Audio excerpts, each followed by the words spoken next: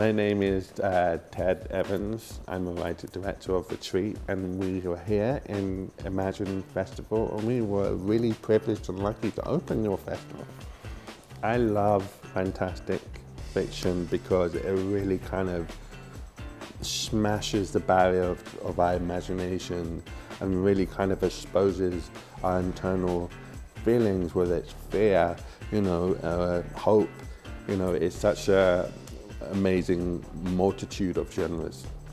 I would say the genre that I'm drawn to the most outside of drama is probably horror, because I'm very sensitive and I'm afraid of people and what they can do.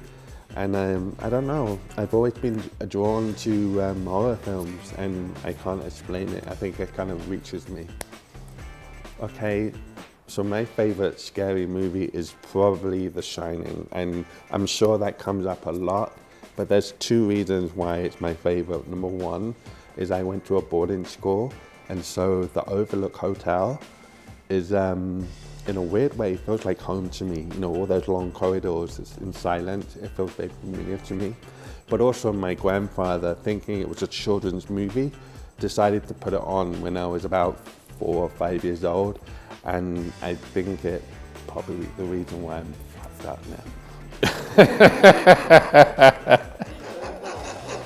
So what kind of fantasy world would I want to be part of from a movie? And I'm not sure it's a genre film or it's even fantastical, but Babylon, the beginning of the early days of the movie, everyone's partying and making all those amazing films, and they certainly look like they were having a lot of fun, and a lot of weird shit going on as well. I think that would be good. Okay, so the impossible question of what's my favorite movie character, I would have to say Daniel Plainview from There Will Be Blood. It's a weird hate-love relationship. There's something really tender about him, but also really kind of repulsive.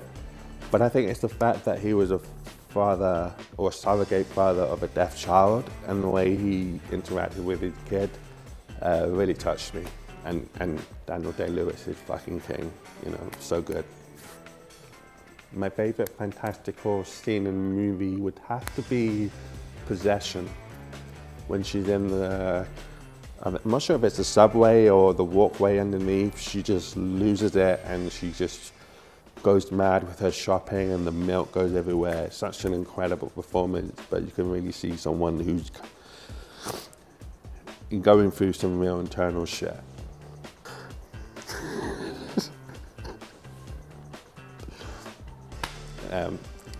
I'm not going to say it's my favorite film quote, but it probably says something about my age and the films I saw growing up. But we really shook the pillars of heaven, Wayne, which is from Big Trouble in Little China.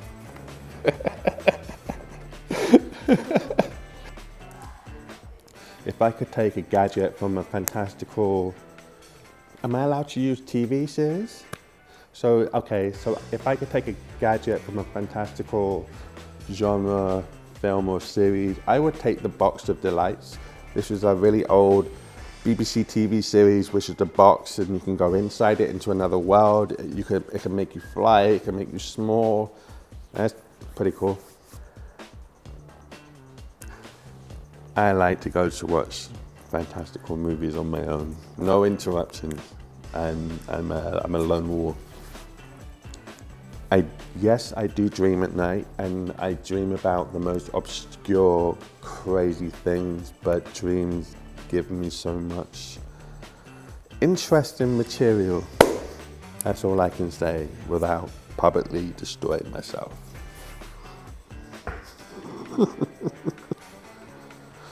What made me become a filmmaker? That's a really good question, because I never believed it was something I could do.